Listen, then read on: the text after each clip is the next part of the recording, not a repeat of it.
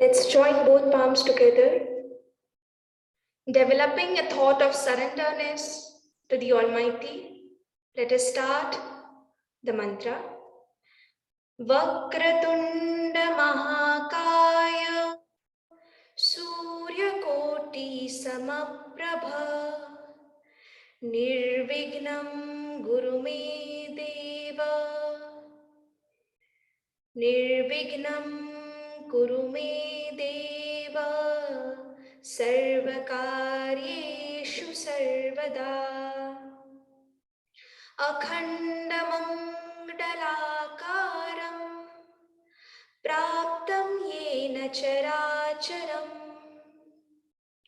Tatparam Darshitam Yena Tasmai Shri Gurave Namaha Tasmai Shri Gurave Namaha.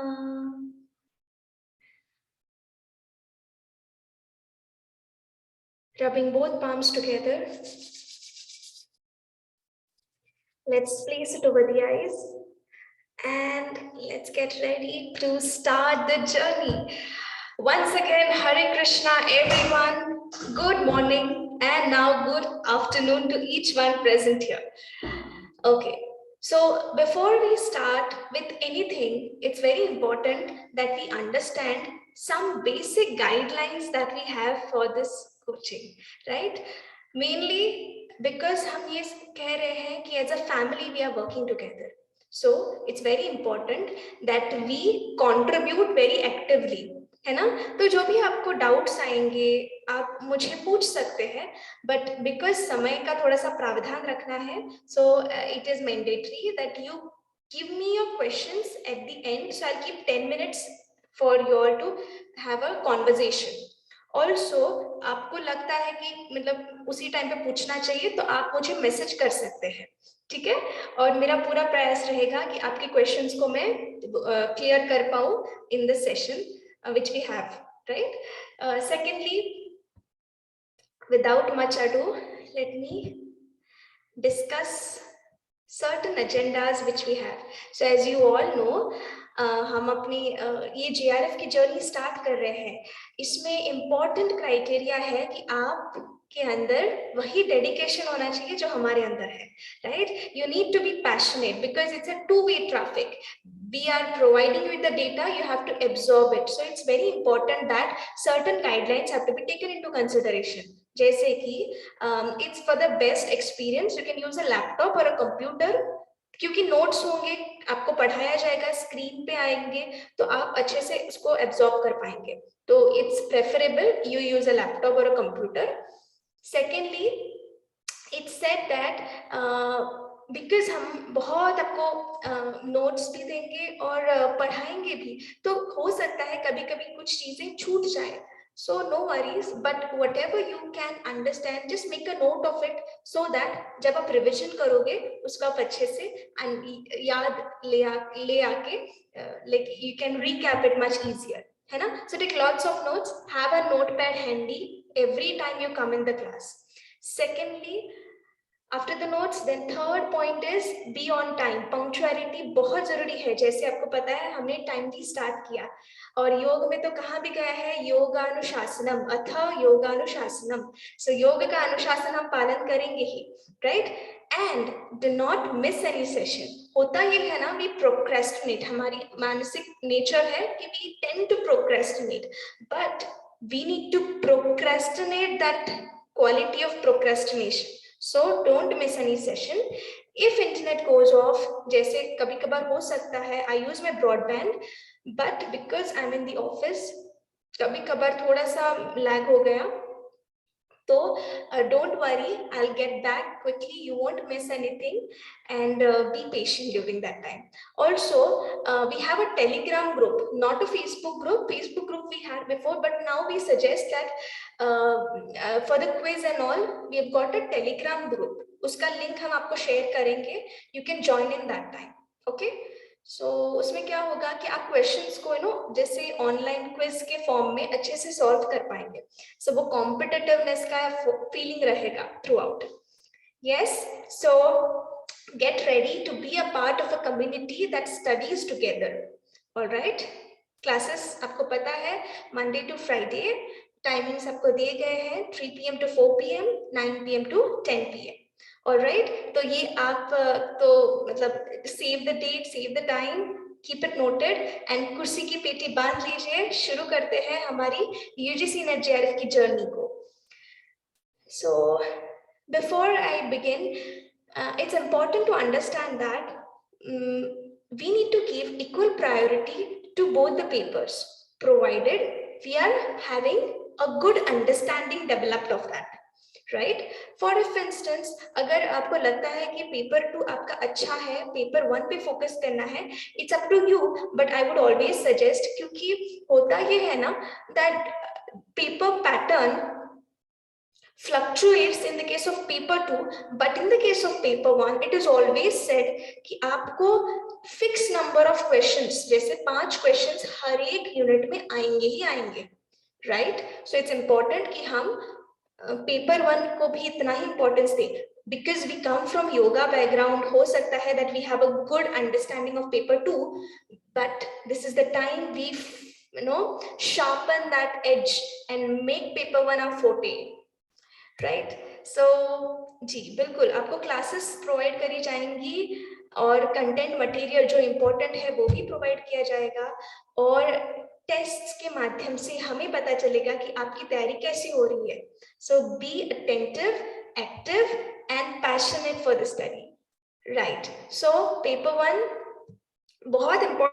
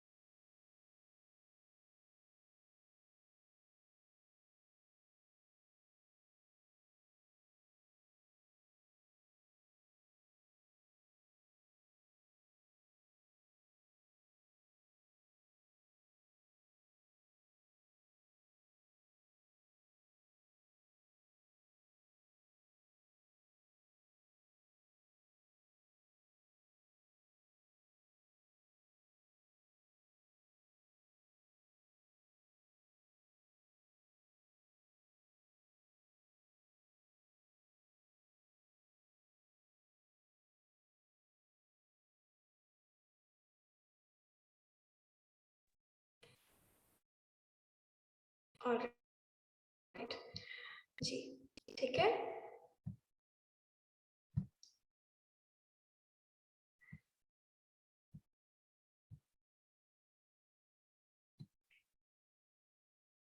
अभी आवाज आ रही होगी, बीच में थोड़ा सा इशू हुआ. ओके जी, so because my background is of engineer, so paper 1 तो अच्छा है ही, और मैं कोशिश करूंगी पूरी कि आपको भी प्रॉपर कंटेंट मिले और बहुत ही लूसिड मैनर में आप भी बहुत अच्छे से क्लियर कर पाए. ठीक है, सो paper 1 and paper 2 having taken into consideration, कहा जाता है कि paper 1 is supposed to be much more scoring as compared to paper 2. Now this depends upon person to person. However, my personal opinion says that we need to put less effort and get more output in paper 1. ऐसा क्यों है?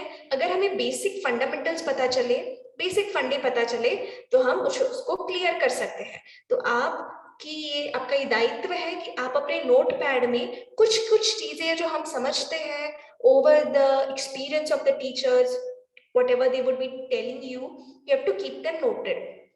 Also, never ever lose the track from your syllabus, है ना? The syllabus आपके पास होना चाहिए, paper 1 and paper 2 दोनों का, राइट? आप सभी के पास पेपर 1 पेपर 2 के सिलेबस कॉपीज है? Everyone has it? No, you don't have it. ठीक है, no problem. I will share you the drive जहाँ पे मैं आपको पेपर 1 पेपर 2 की रिवाइज्ड कॉपी भेज दूंगी, ठीक है? So then you can check over it. Secondly, आपका टारगेट ये होना चाहिए that 80+ questions solve हो out of 100. So there are 100 questions which come in paper 1, sorry, 50 questions which come in paper 1 and 100 questions come in paper 2. So 50 into 2, so 100 marks का paper 1 हो जाता है और 200 marks का paper 2 हो जाता है। तो आपको स्कोर 80+ का आपको ध्यान में रखना है। If you aim for high, you'll somewhere reach closer, right? Yes. हाँ जी, और हर चीज थोड़ी बहुत प्रैक्टिस मांगती है। सो जो भी आपको टेस्ट दिए जाएंगे उसको आपको सॉल्व करना है। व्हाई? बिकॉज वो आपको रिविजन करते रहेगा, है ना? And that will make you stay updated from perspective of the syllabus and everything else. Okay, but I would request few minutes of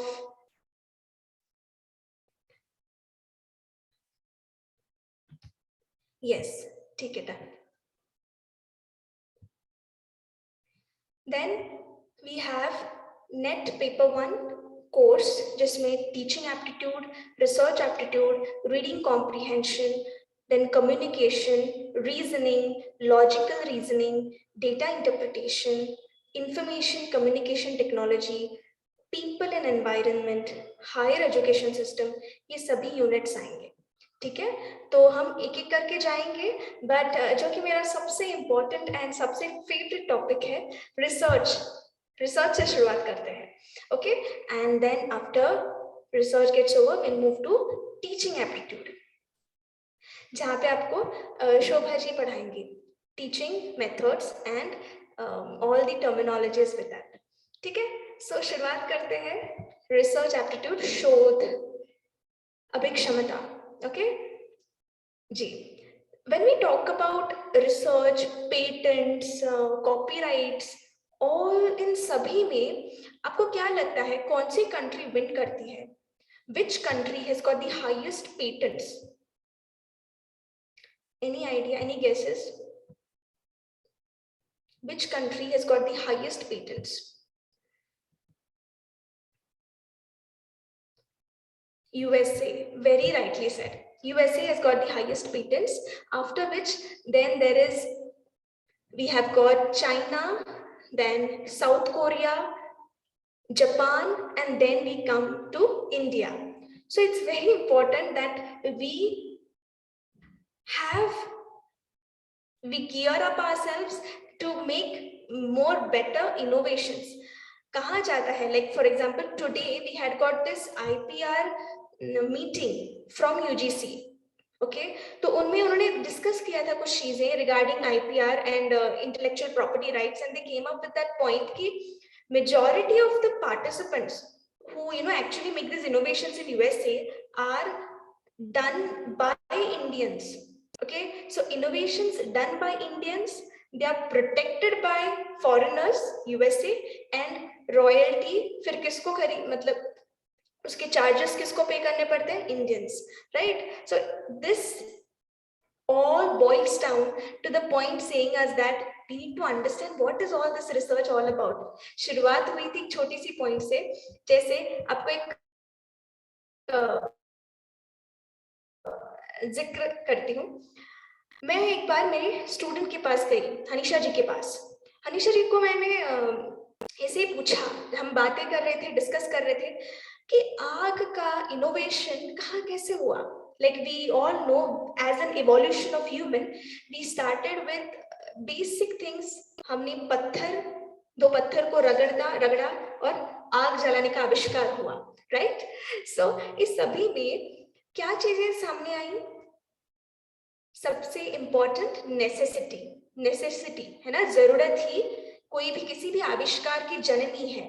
so research is also boiling down to that same point कि requirement or the necessity is the mother of innovation, and that is the main reason behind what we have this topic in our syllabus. Okay, so as a assistant professors, they also want you to understand basic and important guidelines which we need to follow during the research ethics and research philosophy. So important definition kya hai? Research, examine something very closely, okay, again and again. Okay जैसे कभी भी हम कोई भी चीज को समझते हैं, परखते हैं और उसको एक नया आविष्कार या फिर नए ढंग से देखने का इंसाइट डेवलप करते हैं, that comes into a research. But when we talk about formal और एकेडमिक पर्सपेक्टिव, फिर उसमें बहुत सारे गाइडलाइंस आते हैं, पेटेंटिंग एंड जैसे उसको प्रॉपरली लिटरेचर रिव्यू करके ये पता लगाना कि ये शोध क्या किसी ने पहले ही ढूंढ रखा है या नहीं, ये सारी चीजें, right? So objective of research क्या होगा, ये इंपॉर्टेंट है, राइट? बिकॉज जैसे आपको लास्ट पेपर में पूछा गया कि रिसर्च के मेन ऑब्जेक्टिव्स क्या है, ऑप्शंस होंगे, थोड़ा सा और टकी पॉइंट ऑफ व्यू में आएगा, राइट? ऑब्जेक्टिव क्या है? To develop a new insight, to achieve a new insight. जैसे हमारे परिज्ञान का भी मेन मोटो यही है, परिज्ञान का मतलब है insight. Okay, to achieve a new insight, to develop a new theory. कोई एक नई थियरी लेके आप आएंगे तो वो भी रिसर्च कहलाया जाएगा. जनरलाइजिंग अ प्रिंसिपल मतलब एक पर्टिकुलर फेनोमेना और कैरेक्टरिस्टिक हम बहुत सारे लोगों में देखते हैं, एक पर्टिकुलर ट्रेट हमें नजर आता है एक पर्टिकुलर प्रजाति में, हम उसको जनरलाइज करेंगे और फिर वो एक थियरी पर प्रोड्यूस करेंगे. That is also a research. Determining relationship between the two variables, ये वेरिएबल्स मतलब चर, दो चरों के बीच में रिलेशन क्या हो सकता है इसके बारे में समझना, ये भी एक प्रकार से रिसर्च कहलाया जाता है. तो इनको हम कैटेगरी वाइज समझेंगे, जिससे कि क्वेश्चंस किस प्रकार के आते हैं उनको हम बारीकी से समझें. ठीक है, so let's understand.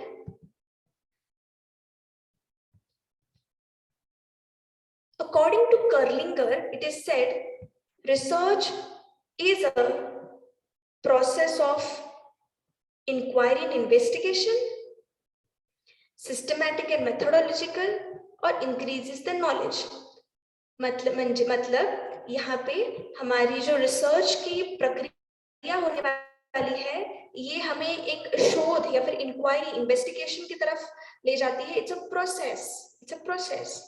It is very systematic. That is what differentiates a research from a search. Or maybe you can consider like कोई भी नई चीज हम ढूंढते हैं या फिर एक आविष्कार करते हैं, फिर पेटेंटिंग करते हैं, कॉपीराइट बनाते हैं, तो इन सभी में सिस्टमैटिक और मेथोडोलॉजिकल प्रोसीजर बहुत आवश्यक है. Thirdly, it should increase the knowledge, right? It should increase the knowledge. And overall, now comes a question for you. Research is a purposeful, systematic activity conducted for purely academic purpose, conducted to answer questions about practical issues, या random unplanned process of discovery. A, B, C, D. क्या होंगे answers, आप मुझे mention कर सकते हैं in the chat box.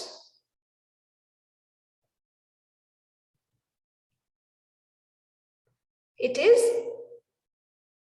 always and most of the time a purposeful and systematic activity. It is mandatory to have it a purpose. जैसे हमने देखा था necessity, and secondly systematic होनी चाहिए. ठीक है, all right, आगे बढ़ते हैं.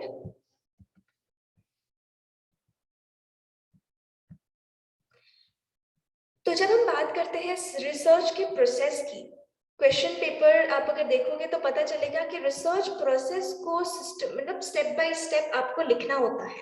You know, in the objective form questions आते हैं. सो ऐसा आप कभी भी मान के मत चलना कि रिसर्च के 6 स्टेप्स हैं या फिर 5 स्टेप्स हैं या फिर 4 स्टेप्स हैं. It all depends upon your topic, right. तो जैसे हम डिस्कस भी करने वाले कैटेगरीज होते हैं रिसर्च के. तो overall in the general first and important thing is to define a research problem. जैसे हमने देखा था नेसेसिटी. सबसे पहले आएगा कि आप रिसर्च प्रॉब्लम को खंगालें. नेक्स्ट उसके बारे में स्टडी करें, तो वो हो जाएगा लिटरेचर रिव्यू. मतलब उस टॉपिक पे अब तक किसी और ने भी कोई जिक्र किया है या नहीं. अगर किया हो तो उसके बारे में थोड़ा सा आप जॉट डाउन करके किस रिसर्चर ने किया है और क्या पाया है इनके बारे में लेखा जोखा रखना. So it involves a table of literature review. Okay, review of literature, साहित्य का सखल अध्ययन. Then formulating hypothesis. हाइपोथेसिस को फॉर्मुलेट करना, मतलब कि जैसे आप समझ सकते हो एक रिसर्च प्रॉब्लम बनाया, फिर आप अपने लेवल पे एक मान के चलोगे कि अच्छा this should be the estimated goal. For if you get it or don't get it, that depends at the end of the result. So you make a hypothesis. हम समझेंगे hypothesis क्या होता है आगे की क्लास में. Next is preparing a research design. Research design बहुत जरूरी है. जैसे आपको पता होगा अगर हमें कहीं दूसरी जगह पे जाना है और हमें एक प्रॉपर प्लान करके जाते हैं in terms of road map proper हमारे पास है, हाउ द रूट, फिर कैसे जाएंगे, the mode of transportation, what are the important things which we should carry along. All these things अगर हमें पता होंगे तो क्या हमारी जर्नी सुंदर नहीं होगी?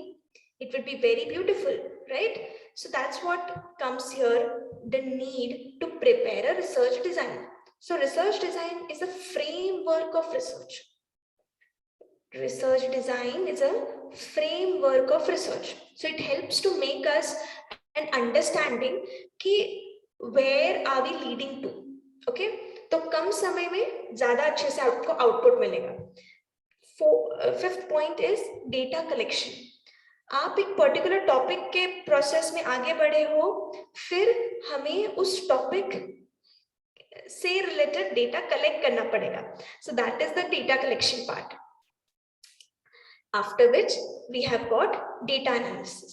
मतलब जो डेटा हमने कलेक्ट किया है, जिस भी टूल्स के माध्यम से हमने कलेक्ट किया है, उसको हमें एनालाइज करना पड़ेगा. तो एनालाइज करने के लिए कुछ टूल्स होते हैं. Can anybody tell me the examples of the tools?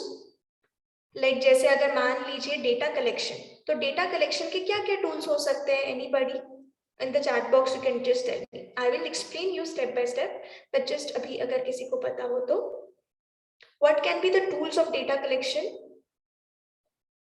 Questionnaire, survey, very nice. Survey, questionnaire, interview, feedback system, very nice. Okay, correct, done. And what can be the tools of data analysis? What are the tools of analysis? उस data को analyse करने के क्या क्या tools हो सकते हैं? Statistic, बिल्कुल स्टैटिस्टिक, यस स्टैटिस्टिक एक तरीका है. तो वो स्टैटिस्टिक्स कौन से टूल में यूज किया जाएगा? SPSS का नाम how many of you all have heard? SPSS, anybody who is doing PhD? Okay, तो SPSS एक टूल होता है. SPSS होता है, MATLAB होता है, एक्सेल होता है. तो ये टूल्स आपको हेल्प करते हैं डेटा को एनालाइज करने में. ठीक है, आपको बस नाम पता होने चाहिए. I will tell you later.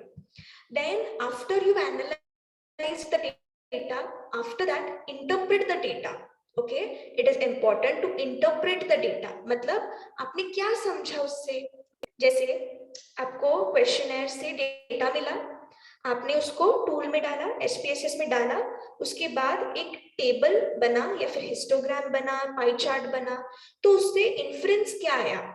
What did you learn out of it? That comes a part of interpretation. And after you've done your interpretation, उसके बाद report writing. मतलब आपको फिर वो एक प्रकार से अपने रिपोर्ट में लिखना पड़ेगा फिर, right? So that comes a part of a report writing. ठीक है, इन पॉइंट्स को हम अच्छे से समझेंगे जब हमारी बारी आएगी स्टेप बाय स्टेप पार्ट्स को स्टडी करने में। सो आइए चलते हैं, let's understand each of it step by step and all the important points which we need to look upon in each of it. ठीक है, let's start.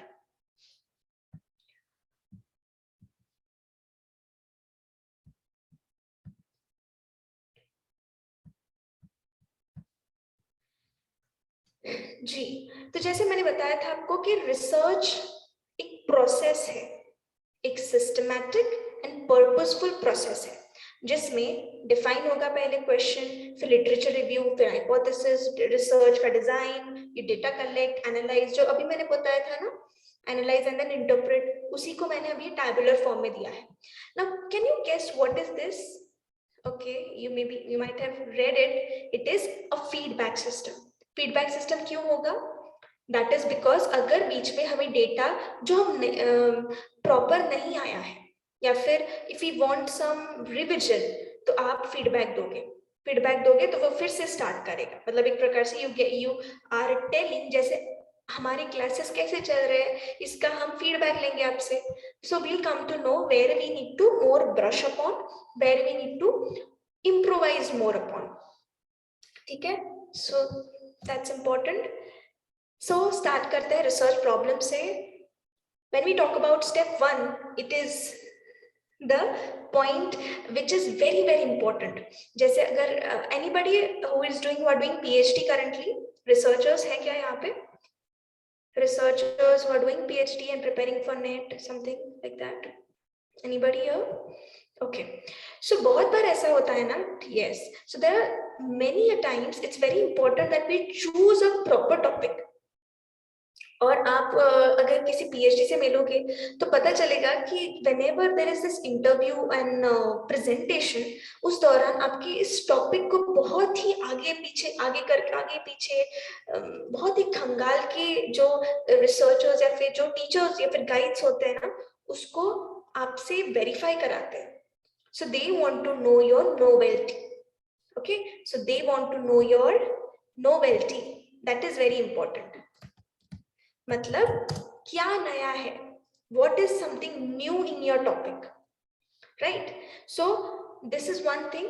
Like for example, when we talk about any theoretical research, आपने कोई theory बनाई है तो वो theory किस प्रकार से नई है और जरूरत की है, ये डिसाइड करता है आपका रिसर्च प्रॉब्लम अच्छा है या बुरा है।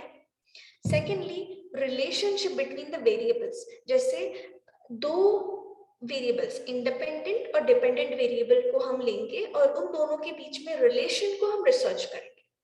Okay, so that is also a mode of research, right? So basically 2 steps are involved. Firstly, to understand the problem thoroughly, and to rephrase the same into meaningful terms from a point of view. Okay, मतलब कि first is to question के problem को हम समझें और उसके बाद उसको हम आसान माध्यम से या फिर अंडरस्टैंडेबल फॉर्म में प्रेजेंट करें। Okay, so research is not something very tough and complex thing. We need to be able to break it down and make it accessible, available for others also to understand it better. Okay, तो जटिल से जटिल problems को समाधान research से possible है। अभी आपने देखा होगा कोविड के टाइम पे बहुत सारे रिसर्चेस हुए हैं, बहुत सारे, इनफैक्ट पेपर्स में, जर्नल्स में पब्लिश करने के लिए भी कोविड टॉपिक बहुत ही हाई था। अभी मेरा भी paper journal of health psychology में मैंने डाला था and I am keeping my fingers crossed, maybe after a week उसका रिप्लाई आएगा। एंड यस, सो एक रिसर्चर को पेपर पब्लिश होना एक बहुत ही आंतरिक खुशी देती है, और इसमें उसकी मेहनत भी इन्वॉल्व होती है, ब्लेसिंग्स भी इन्वॉल्व होते हैं, और बहुत सारी चीजें इन्वॉल्व होती है इन द एक्टिव और passive form, but ultimately it all gives you a satisfaction that you've done something much more fruitful for your PhD or for for our nation also, because we as a researcher are somewhere or the other way contributing directly or indirectly towards the development, right? So after the problem is done, then we have literature review. मतलब कि आपने जो topic लिया है उसके बारे में आप एक समरी बनाओगे. समरी किस बात की कि इस टॉपिक पे बाकियों ने कितना क्या काम किया है, इम्पोर्टेंट आप उसका लेखा जोखा जॉट डाउन करोगे. That is what is literature review. Okay, so while writing a research thesis for the PhD degree, you have to write a synopsis of a topic and then submit it. तो उसमें literature review बहुत important रहता है. Okay, तो उस literature review से ही पता चलता है कि आपकी अंडरस्टैंडिंग कितनी गहरी बन चुकी है उस टॉपिक पे. ठीक है, then we come to formulating a hypothesis. Hypothesis को फॉर्मुलेट करना. अभी हाइपोथेसिस क्या होता है? This is a tentative assumption. Okay, tentative assumption. Tentative का मतलब क्या है? Anybody, what do you mean by tentative? Message box में बता दीजिए. What do you understand by tentative? It is a temporary. बिल्कुल सही. Approximately temporary. बिल्कुल सही. Okay, so it is a approximate assumption that we are making for time being. अभी के लिए जो एक लॉजिकल फॉर्मेट में हम लाए हैं, एम्पिरिकल फॉर्मेट में, और हमारे प्रोसीजर के एंड में पता चलेगा कि हमारा ये आउटपुट या फिर हमारा वो हाइपोथेसिस कितना सही था. Okay, like for example, effect of anulom vilom on brain on the cognitive parts of the brain. Effect of anulom vilom on the cognitive parts of the brain. अब ये अगर रिसर्च का टॉपिक है मान लीजिए, तो इसमें हमारा हाइपोथेसिस क्या हो सकता है? हाइपोथेसिस हमारा हो सकता है नल एंड अल्टरनेटिव फॉर्म में. नल का मतलब क्या है? Anybody, what do you understand by null? Null, NULL. NULL. What do you understand by null? Null, it is void, zero, no, negative, not negative, no. Okay, empty. Okay, तो हमारे hypothesis में ये null hypothesis बड़ा ही famous है, आपको syllabus में भी है. नल हाइपोथेसिस का मतलब है no effect. Okay, no effect. No effect मतलब क्या होगा? अनुलोम विलोम has no effect on cognitive parts of the brain. Anulom vilom has no effect. तो ये हमने अज्यूम करके चल लिया, हमने मान के चल लिया कि कोई इफेक्ट नहीं हो रहा. फिर बाद में स्टडी करने के बाद पता चलेगा कि इफेक्ट हो रहा है. So then we come to the conclusion that null hypothesis is false. Null hypothesis is proved false. तो फिर बाद में वो अल्टरनेटिव हाइपोथेसिस सही हो जाता है. तो हाइपोथेसिस क्या हेल्प करता है हमें? हाइपोथेसिस हमें हेल्प करता है to keep us on track. Keep us on track, ताकि हम भटके ना, ताकि हमारा मेन उद्देश्य ये रहे कि हमारा ये हाइपोथेसिस को चेक करने के लिए हम कर रहे हैं research. Okay, so it helps us to keep us on track, right? So that's about it. Then we move to next part. One second.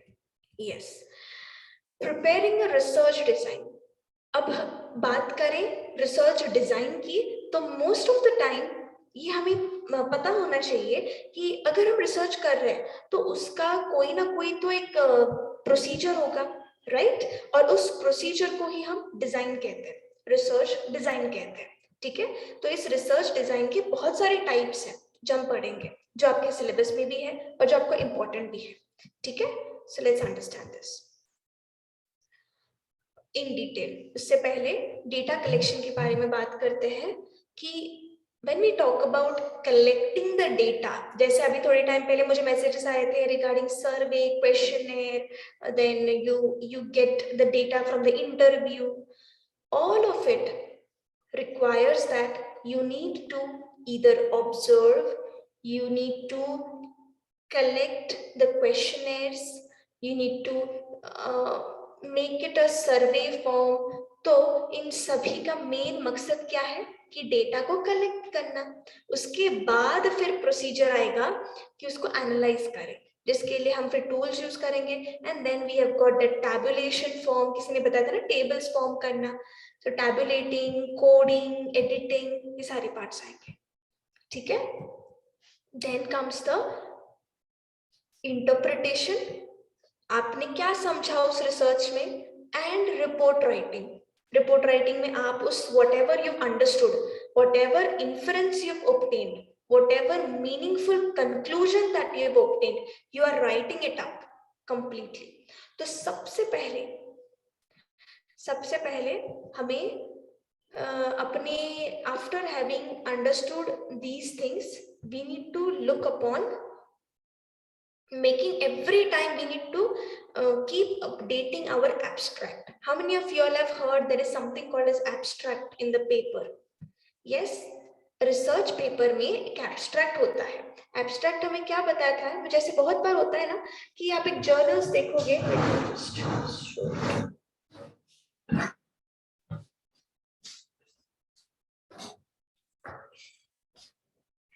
जैसे एक रिसर्च पेपर है, किसी भी रिसर्च पेपर में, किसी भी रिसर्च, जैसे आपको क्या बताऊं मैं, in the research paper we have got an abstract.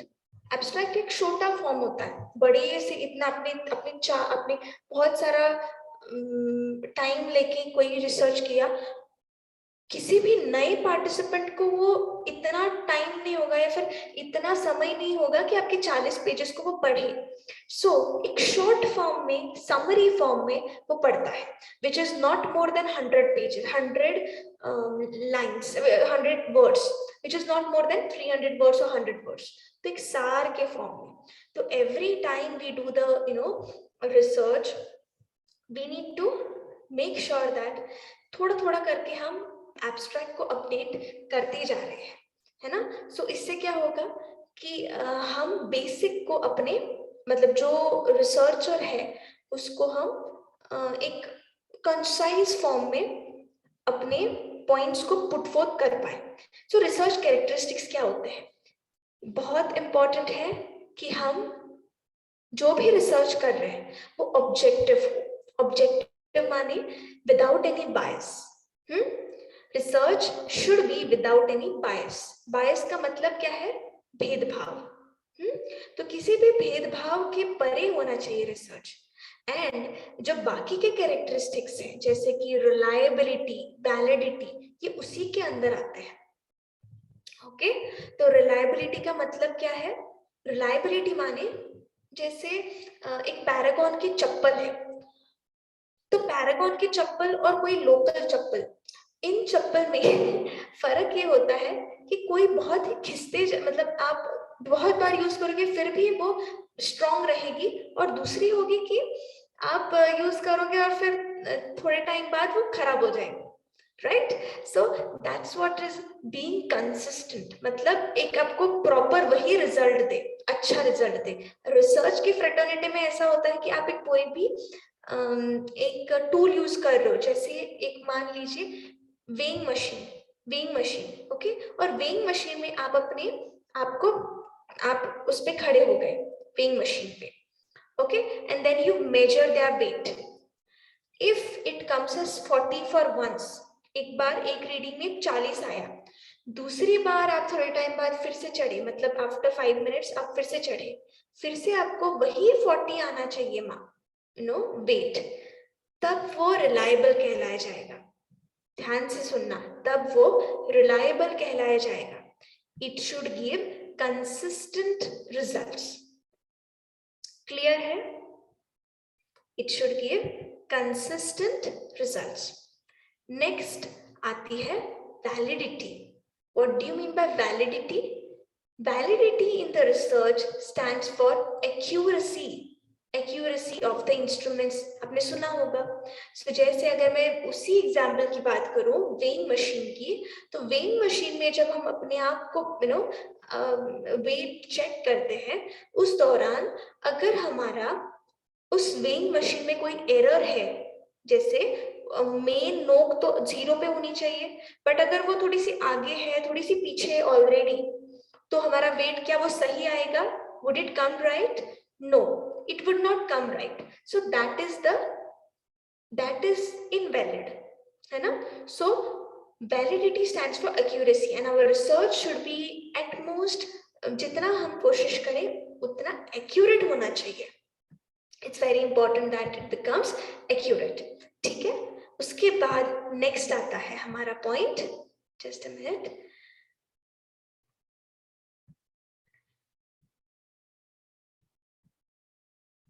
Okay. आप सभी का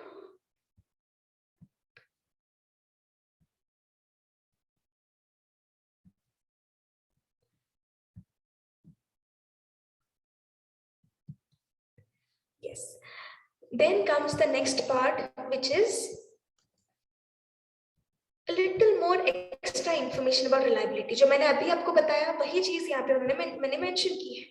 वही validity, internal validity, external validity, ये दो पार्ट्स होते हैं. ठीक है? So let us understand what do you understand by internal validity. Okay? तो internal validity क्या होगी? Mainly कहा जाता है with higher internal validity a researcher is able to establish a better causal relationship.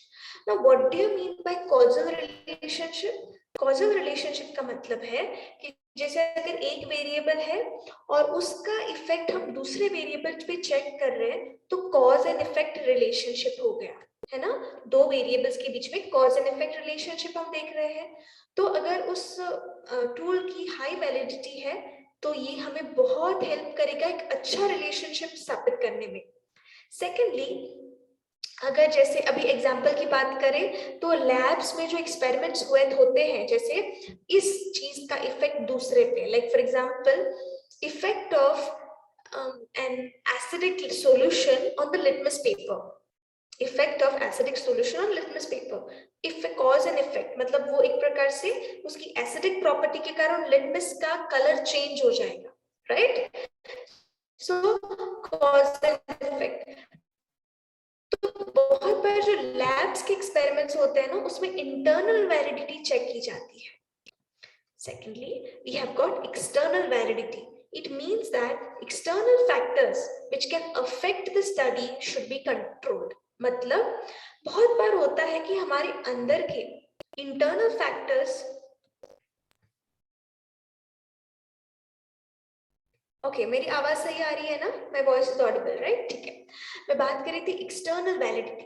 External validity मतलब जो हमारे बाहर के फैक्टर्स हैं, एक्सटर्नल फैक्टर्स. जैसे मान लीजिए आप पढ़ रहे हैं, उस दौरान बाहर से बैकग्राउंड में नॉइज आ रहा है, डिस्टर्बेंस हो रही है, तो वो क्या हो जाएंगे? External factors which can affect you, right? Internal factors क्या होंगे कि आप अंदर से बहुत दुखी है, you are feeling yourself as gloomy and those become the internal. External बाहर के factors, so they should be controlled. Like for example, a response of a respondent in any social science survey may be affected by mere presence of non-participant observer. इसका मतलब क्या है? जैसे मान लीजिए आप एक इंटरव्यू ले रहे हैं किसी एक नॉर्मल लेमैन का, और आप इंटरव्यू लेते हुए बाकी के साइड के लोग देख रहे हैं, बहुत सारे लोग देख रहे हैं, तो क्या उसका प्रभाव उस इंटरव्यूअर पे पड़ेगा? क्या बोलते वक्त वो पड़ेगा ना, थोड़ा बहुत तो पड़ेगा ही, बिकॉज समवेयर और the other many what others would feel, बाकी के लोग क्या समझेंगे, ये सभी फैक्टर्स मायने रखते हैं. तो ये एक्सटर्नल वैलिडिटी को डिस्टर्ब करना बन जाता है उस दौरान. So it refers to the extent to which research outcome may be generalized. ठीक है? All right. नेक्स्ट बात करते हैं इंटरनल वैलिडिटी और एक्सटर्नल वैलिडिटी में फर्क क्या है. इन जनरल इंटरनल वैलिडिटी को हम क्रेडिबिलिटी कहते हैं. जैसे मान लीजिए आपके अंदर एक क्वालिटी है, आपके अंदर एक कला होगी, जैसे हर किसी के साथ बहुत ही अच्छे से व्यवहार करना, ये आपके अंदर की खूबी है. So it is your credibility. External validity ये होगी generalisability.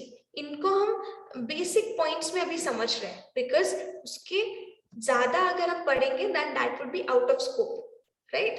So we just need to know that internal validity और एक्सटर्नल वैलिडिटी से दो पॉइंट्स होते हैं. बाकी इंटरनल वैलिडिटी एक्सटर्नल वैलिडिटी के साथ साथ कभी कभार रिसर्च में ऊपर ऊपर देखा जाता है. मतलब आप बस ऊपर ऊपर देखोगे तो वो होती है, ऊपर ऊपर देख के पता लगाएंगे कि ये सही हो रहा है ना, वैलिड है. जैसे कोई भी रिजल्ट अपने आउटपुट से बहुत अलग आ गया, बहुत अलग आ गया, तो क्या हम उसको वैलिड मानेंगे? नहीं मानेंगे. अब कोई रिसर्चर ऊपरी तौर पे अच्छा ये रिजल्ट्स मतलब सही लग रहे हैं, so that is the check of a face validity. Okay, so be most of the time survey हो गया या फिर क्वेश्चनर्स हो गया, इन सभी में अगर हमें ऊपर तौर पे जैसे बहुत ही वेग आंसर्स आ गए तो वो फिर आगे और एनालिसिस में चले जाते हैं. बाकी हम पता लगा सकते हैं कि ये सही है या नहीं है ऑन द मोटा तौर पे. So all the participants who filled the questionnaire meant for measuring certain personal traits agree that this exercise appears to measure those traits that are not something very different. मतलब कि बहुत ही अलग response के बजाय एक हम अज्यूम कर सकते हैं उस लेवल पे आना ये हमारी वैलिडिटी को चेक कराने का एक माध्यम है. ठीक है. फिर कंटेंट, मतलब उस टूल का कंटेंट क्या है, इसको अगर आप चेक कर रहे हो तो वो हो जाएगी उसकी कंटेंट वैलिडिटी का चेक. ओके, कंटेंट वैलिडिटी का चेक. ठीक है. जैसे मान लीजिए एक मैथ्स टीचर है और उस मैथ्स टीचर ने एक अलजेब्रा का सम बनाया है. Okay, a maths teacher develops an end of the semester algebra test for her class. The test should cover all the important algebraic points which she has taught in previous classes.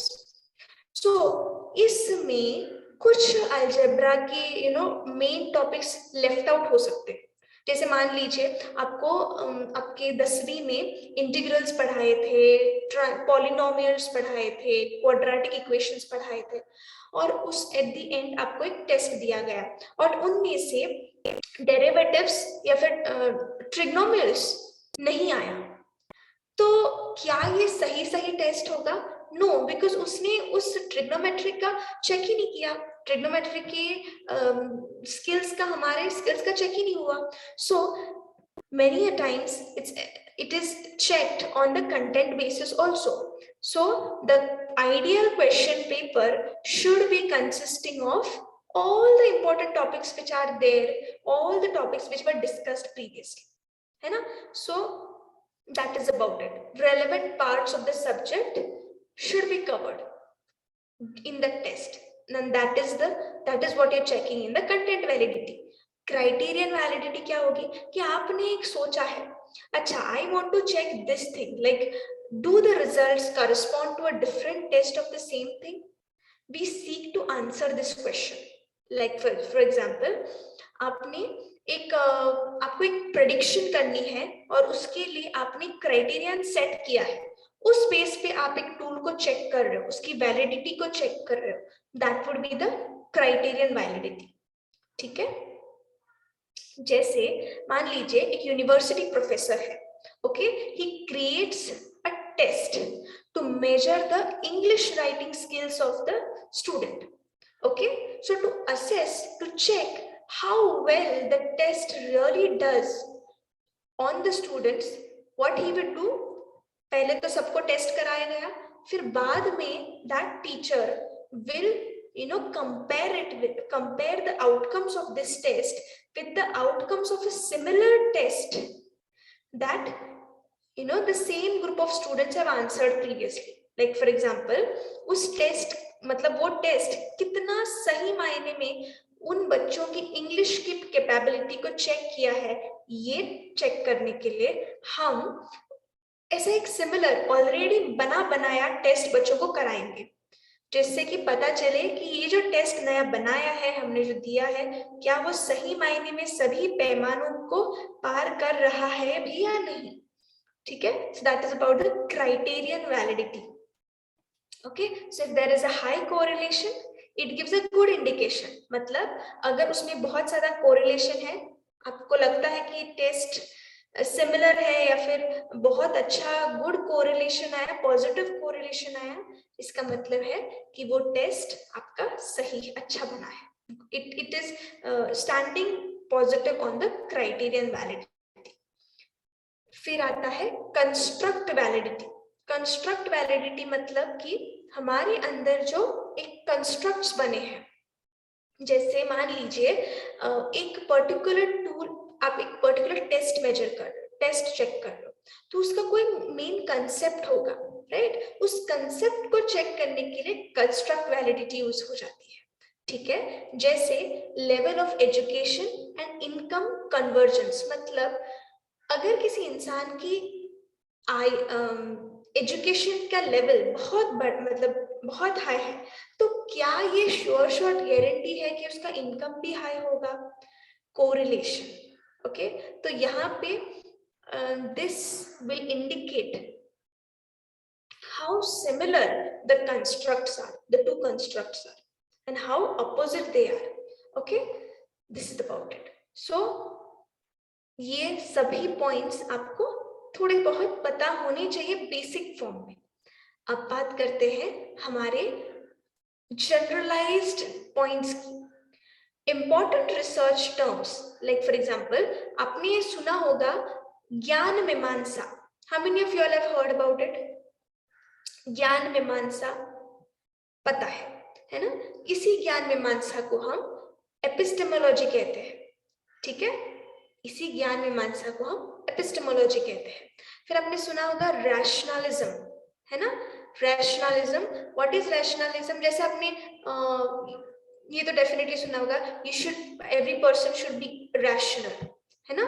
सो अगर आप हिंदी वाला points भी देख पा रहे होंगे, तो जब हम कहते हैं metaphysics, metaphysics is a branch of philosophy. ये दर्शन का एक ब्रांच है जिसमें हम सॉरी हम एक अंडरस्टैंडिंग डेवलप करते हैं कि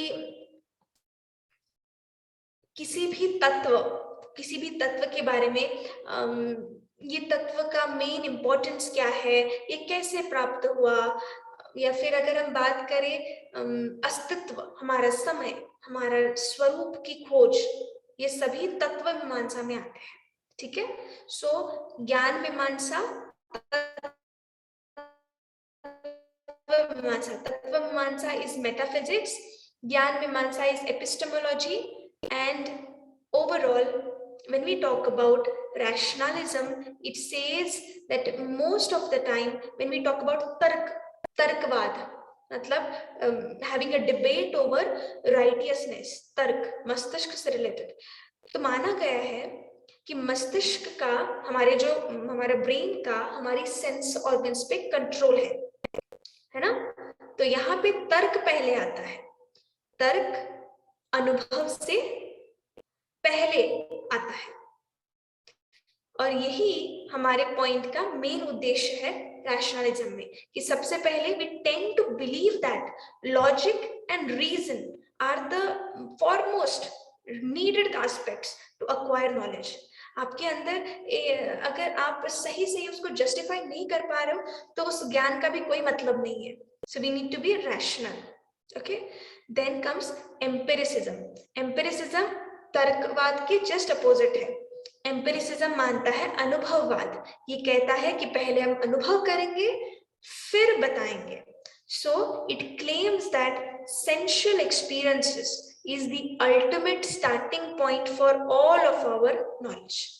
Ultimate starting point for all of our knowledge. ठीक है? All right. Next we talk about, वही चीज है कि यहाँ पे कंपैरिजन किया रैशनलिज्म एंड एम्पिरिसिज्म पे.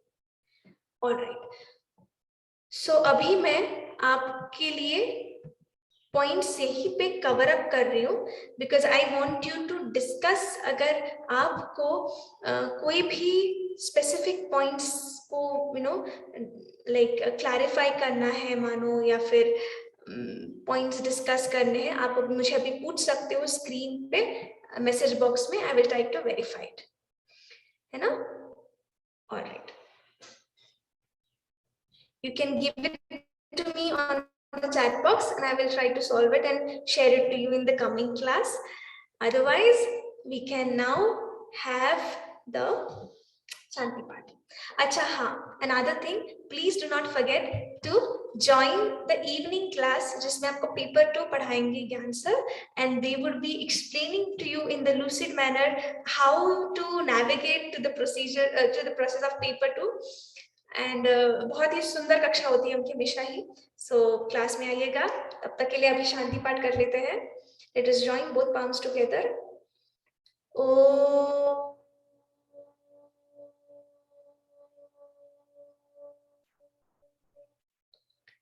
शांति शांति शांति. सर्वारिष्टः सुशांतिर्भवन्तु. सर्वेभ्यो नमः. ओम श्री गुरुभ्यो नमः. Yes, thank you so much for joining and I hope कि आप अभी जो आपको पढ़ाया है उसको थोड़ा सा स्टडी करोगे एंड कल की क्लास में मुझे डाउट्स के तौर पे पूछोगे, या फिर you can give it to me on the group only. हाँ, अनदर इम्पोर्टेंट थिंग, जैसे आपको पता है हमारे ग्रुप में 257 जुड़ गए हैं. So it's like a housefull, है ना? So in that housefull group we need to also maintain the discipline. कक्षा की गरिमा बनाए रखनी है.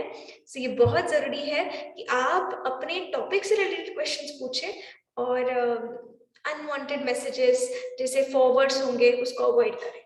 ठीक है? I don't want to restrict the privacy or something like that. I don't want to put the in terms like एक restriction, क्योंकि मैं चाहती हूँ कि एक फ्री मोमेंट रहे, है ना? आप क्वेश्चंस पूछे एक जगह पे, आप आंसर भी कर पाए. ऑलराइट, सो यस, ठीक है, we can conclude.